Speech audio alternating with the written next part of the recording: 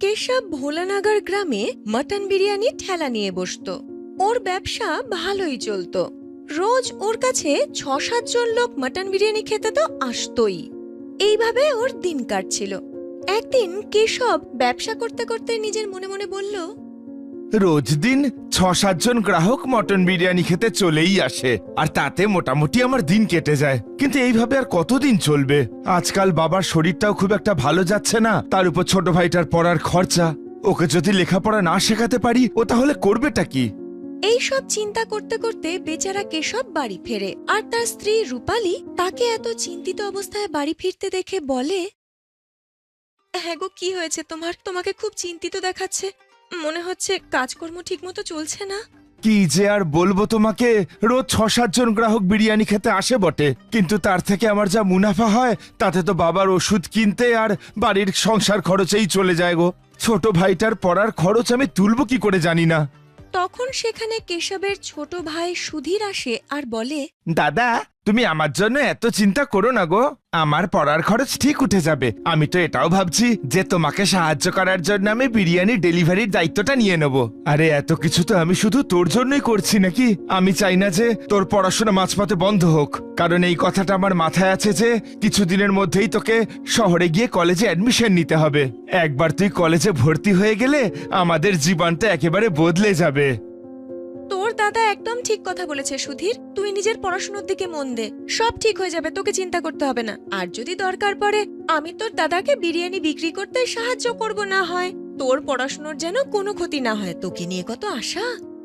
এই দেখে সুধীরের খুব ভালো লাগে যে তার দাদা আর বৌদি তাকে কত ভালোবাসে। বাড়িতে অসুস্থ বাবা থাকা সত্ত্বেও তার পড়াশোনার প্রতি তাদের কত চিন্তা। পরের দিন কেশব তার ঠেলা নিয়ে গ্রামের বাজারে বিরিয়ানি বিক্রি করছিল।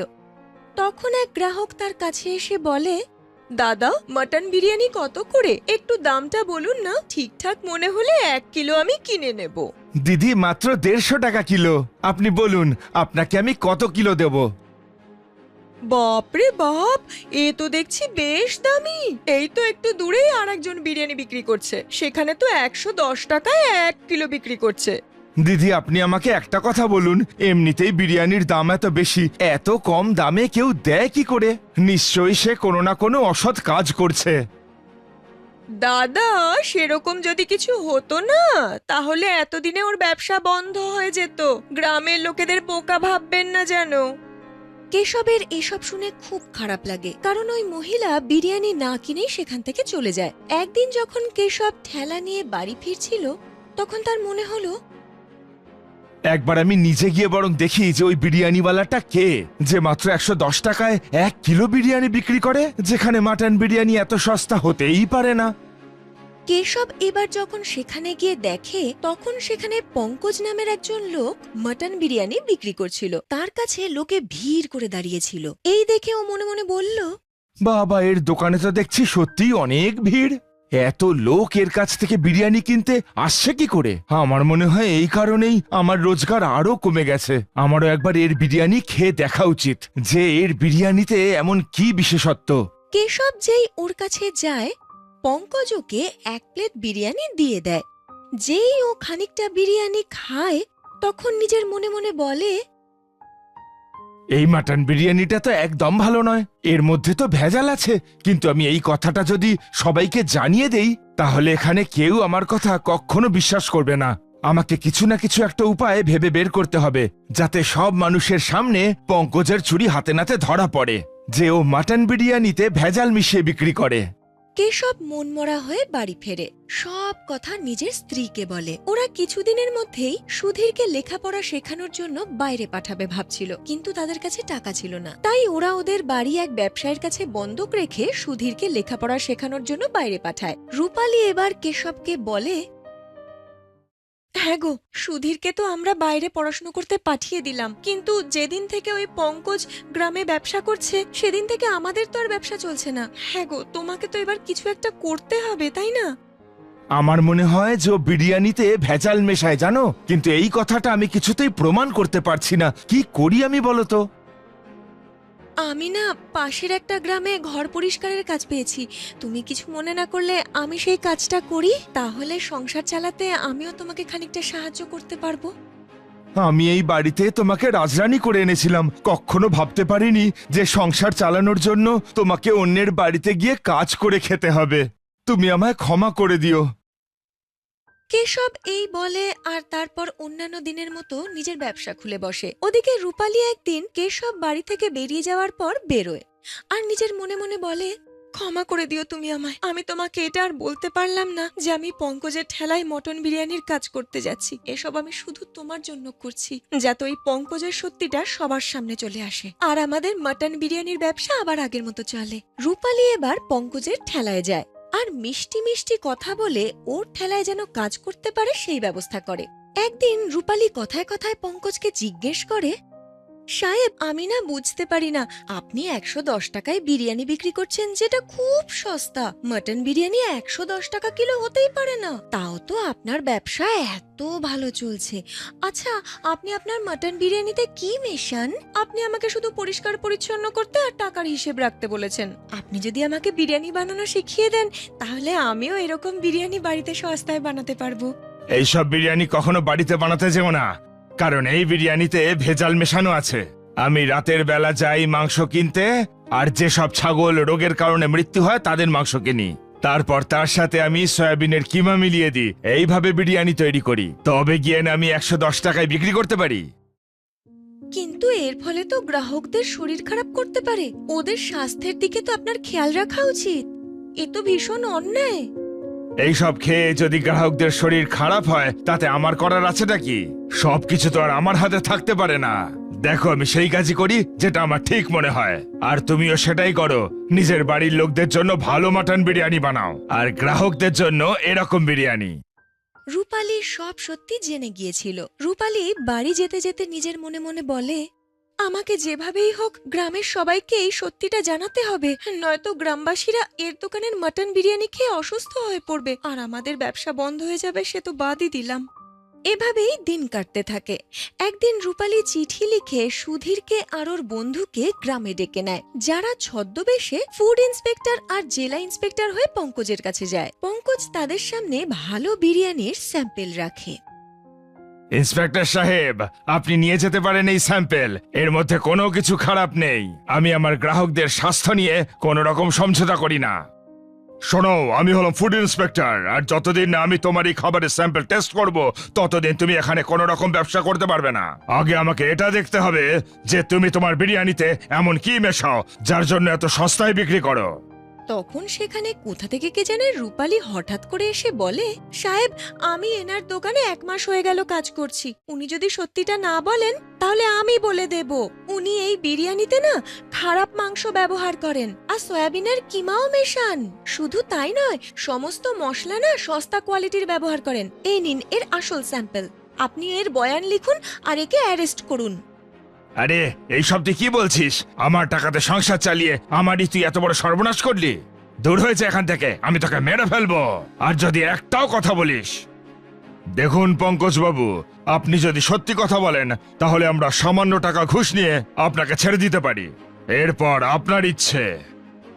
পঙ্কজের মনে হয় যে সুধীর যে মিথ্যে পুলিশ সেজে এসেছিল সেও ফুড ইন্সপেক্টরের মতো আসল, আর সে ঘুষ নিয়ে পঙ্কজকে ছেড়ে দিতে পারে। তাই পঙ্কজ ওদেরকে ঘুষ দিতে যায়। তখন ওদের কয়েকজন বন্ধু যারা লুকিয়েছিল ভিডিও করে নেয় সব, আর সেটা ভাইরাল করে দেয়। তখন আসল পুলিশ এসে পঙ্কজকে অ্যারেস্ট করে নেয়। আমি এই লোকগুলোকে পাঠিয়েছিলাম আপনার বিরুদ্ধে প্রমাণ জোগাড় করতে, কারণ গ্রামের প্রচুর লোক আপনার এখানে বিরিয়ানি খেতে আসে। এই লোকগুলো নাটক করে আপনার থেকে প্রমাণ সংগ্রহ করলো, কিন্তু আমি সত্যিই খুব আনন্দিত যে আপনার মতন একজন অসৎ ব্যবসায়ী ধরা পড়েছে। পঙ্কজ বাবু, এবার আপনি জেলে বসে জেলের বন্দীদের জন্য মনের সুখে বিরিয়ানি বানান। আমাকে ফাঁসানো হয়েছে, আমার কোনো দোষ ছিল না। আমি ভেবেছিলাম অল্প একটু ঘুষ দিয়ে আমি ব্যাপারটা মিটিয়ে নেব। সব মামলা ঘুষ দিয়ে মেটানো যায় না। যেখানে সাধারণ মানুষের শরীর স্বাস্থ্য জড়িত, সেখানে সরকার কোনো রকম আপোষ করে না। আপনাকে গ্রেফতার করা হলো, আর আজকের পর থেকে এই গ্রামে আপনি কোনোদিন বিরিয়ানির ব্যবসা করতে পারবেন না। পুলিশ এইভাবে পঙ্কজকে অ্যারেস্ট করে নিয়ে যায়। ধীরে ধীরে এই কথা কেশব জানতে পারে। সে রূপালী আর সুধীরকে ধন্যবাদ জানায়। সত্যি বলছি, তোমাকে আর সুধীরকে অনেক অনেক ধন্যবাদ। আমি কোনো দিনও ভাবতে পারিনি যে তোমাদের দুজনের জন্য আমার ব্যবসা আবার রমরমিয়ে চলবে, আমার জীবনটা আবার সুন্দর হয়ে উঠবে। তোমরা দুজন না থাকলে আমি সত্যি জানি না এটা কি করে সম্ভব হতো। ধীরে ধীরে যেই পঙ্কজের ঠেলা বন্ধ হয়ে যায়, কেশবের ঠেলা আবার আগের মতো চলতে থাকে। ওর মটন বিরিয়ানি এবার 200 টাকা কেজিতে বিক্রি হচ্ছে। এখন সবাই জানতো যে ওর এই মটন বিরিয়ানিতে কোনো ভেজাল মেশানো নেই, তাই সবাই অনেক দূর দূর থেকে ওর কাছে মটন বিরিয়ানি খাওয়ার জন্য আসতে থাকতো। ত্রিপুরা নামের একটা ছোট্ট গ্রাম ছিল, যেখানের মানুষজন ভীষণ ভালো। সেই গ্রামে আলী নামের এক ব্যক্তি মটন কারি তৈরি করে বিক্রি করত। আলীর মটন কারির পুরো গ্রামে খুব নাম ছিল, এই জন্য আলী অনেক টাকা রোজগার করত।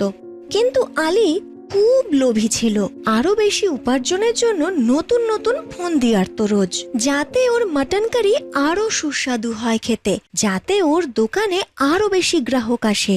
এরকমই এক দিনের কথা, আলী তার দোকানে মটন কারি বিক্রি করছিল।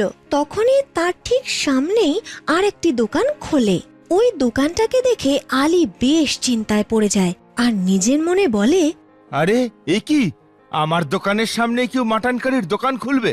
এ কি করে সম্ভব? আমি থাকতে কিছুতেই এটা হতে দেব না। এই বলে ও ওই দোকানটার সামনে যায় আর দোকানদারকে বলে, এসব হচ্ছেটা কি? এখানে তুমি এইভাবে দোকান দিতে পারো না? দেখতে পাচ্ছ না নাকি যে তোমার দোকানের সামনেই একটা মটন কারির দোকান আছে? দেখেছি, কিন্তু হয়েছে কি? শুনে রাখো, এই দোকানটা আমার, আর আমি যা খুশি বেচবো। তোমার কি? বললেই হলো আমার দোকানের সামনে আমি কাউকে দোকান খুলতে দেব না, সে তুমি যাই করো না কেন। ও বাবা, তাই নাকি? তোমার এত ক্ষমতা? ভালো করে শুনে রাখো, তোমাকে আগেও বলেছি এই দোকানটা আমার, আর আমার দোকানে আমি যা খুশি বেচতে পারি। তুমি বলার কে? শোনো, আমারও কিচ্ছু যায় আসে না, তুমি এখানে যা খুশি বেচো, কিন্তু মাটন কারি আমি বিক্রি করতে দেব না। আমি তো মটন কারি বানিয়েই বেচবো। তোমার যদি ক্ষমতা থাকে আমাকে আটকে দেখাও তো। আর তাছাড়া এত বড় এলাকায় তোমার তো একটা মাত্র দোকান, আর একটা দোকান যদি দিই তাতে তোমার কি আসে যায় বলো তো? তোমার খদ্দেররা তো সব তোমার কাছেই যাবে, তাই না? না, আমার খদ্দেররা এখানে চলে আসবে। আমি জানি নতুন দোকান দেখলেই খদ্দেররা সেখানেই চলে যায়, আর সেটা আমি কিছুতেই হতে দেব না। এইভাবে ওদের দুজনের মধ্যে তর্ক হতে শুরু করে আর কথাটা প্রধান পর্যন্ত পৌঁছে যায়। কি ব্যাপার আলী, তোমরা ঝগড়া করছো কেন? দেখুন না, আপনি তো জানেন আমার দোকানটা এখন অনেক পুরনো হয়ে গেছে, তাহলেও আমার দোকানের ঠিক বিপরীতে কি করে মাটন কারির দোকান দেয়? তাহলে তো আমার দোকানের অনেক ক্ষতি হয়ে যাবে। আরে আলী, কিচ্ছু হবে না। আর তাছাড়া তোমার তো একারই এখানে মটন কারির দোকান।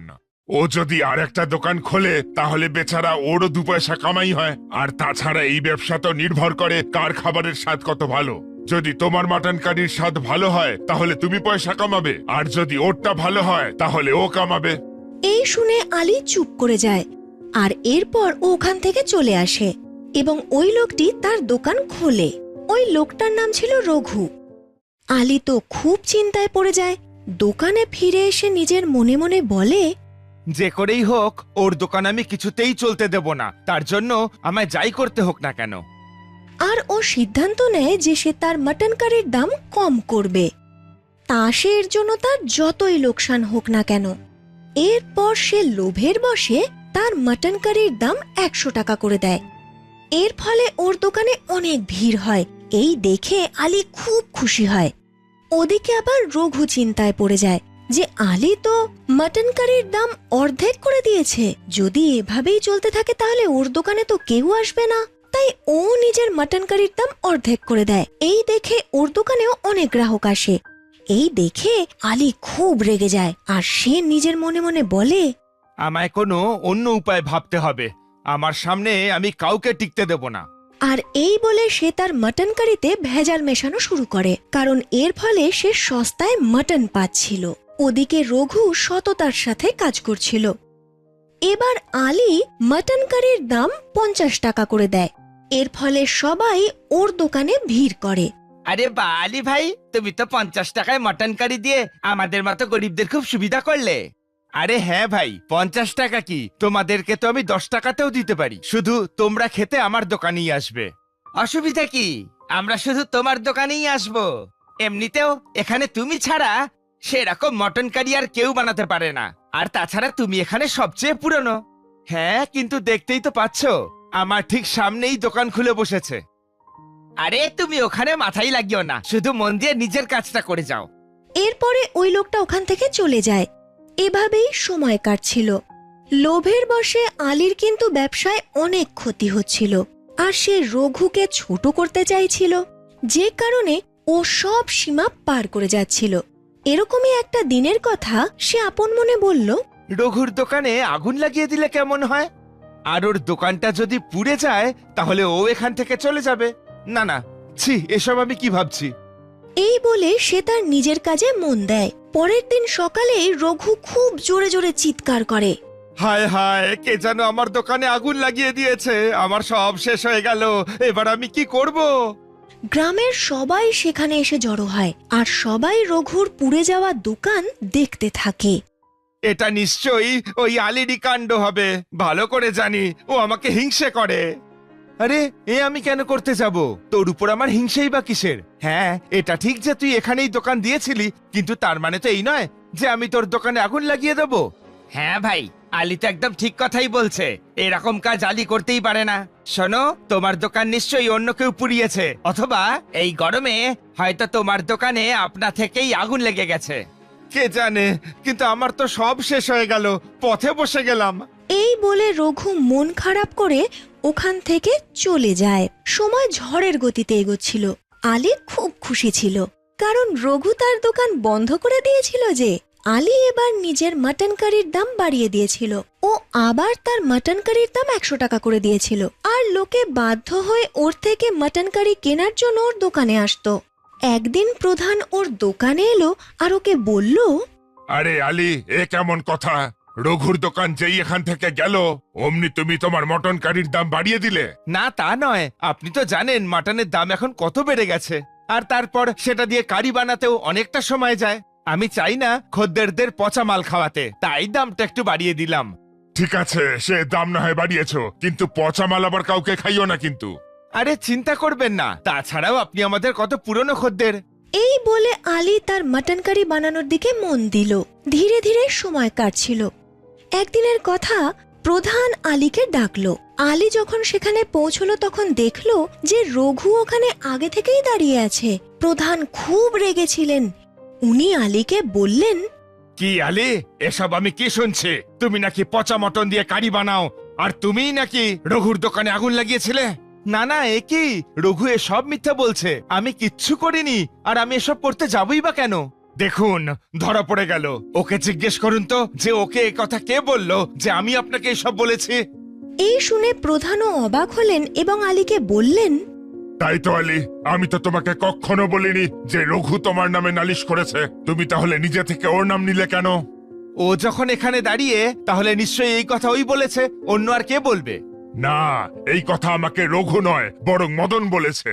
ও স্বীকার করেছে যে রঘুর দোকানে আগুন দিতে তুমি ওকে বলেছিলে, আর এই কাজের